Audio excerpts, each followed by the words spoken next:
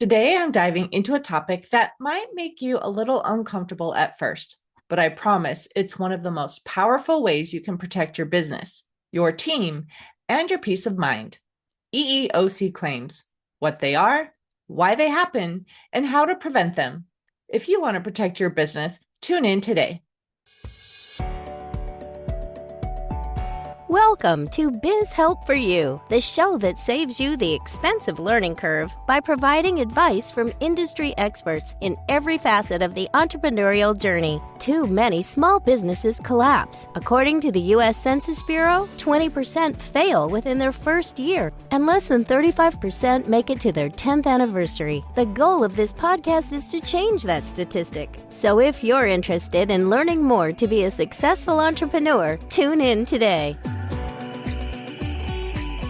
Welcome to this quick tip episode of Biz Help for You.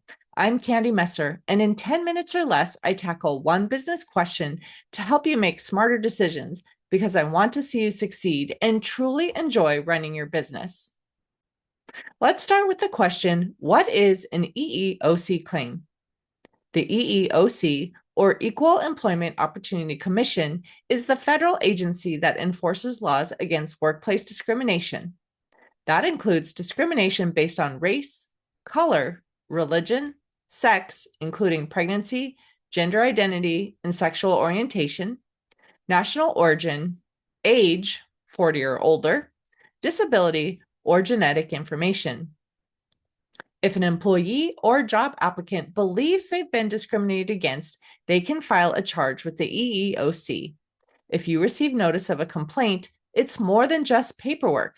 It can be stressful, time-consuming, and damage your company's reputation, even if it turns out to be unfounded. So let's talk about how to prevent EEOC claims before they start. Prevention isn't just about protecting your business, it's about creating a workplace where everyone feels safe, seen, and respected.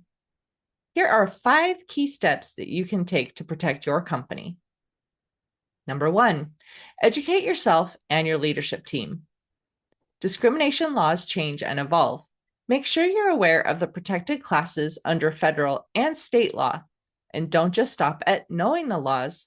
Understand the gray areas too, because many EEOC claims come from poor communication or inconsistent practices, not necessarily intentional discrimination. Number 2, create and enforce clear anti-discrimination and harassment policies. This means having a written policy that outlines what your company considers discrimination and harassment, how to report it, and what actions will be taken if it occurs. But policies are only as strong as their enforcement. If someone violates your standards, even a high performer, they must be held accountable. Otherwise, it sends a message that bad behavior is tolerated. Number 3, train your staff regularly. When done well, education creates awareness and accountability. Offer regular training that covers not just what's illegal, but what's inappropriate or damaging to workplace culture. Make sure managers understand how to respond if someone comes to them with a concern, because their reaction is often what determines whether a situation escalates to a claim.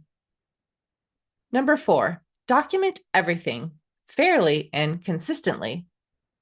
Whether it's a performance issue, an accommodation request, or a complaint, make sure there's written documentation. This protects both you and the employee. Documentation tells the story of what really happened in case memories fade or stories change. But it has to be fair. No cherry picking or playing favorites. Consistency builds trust.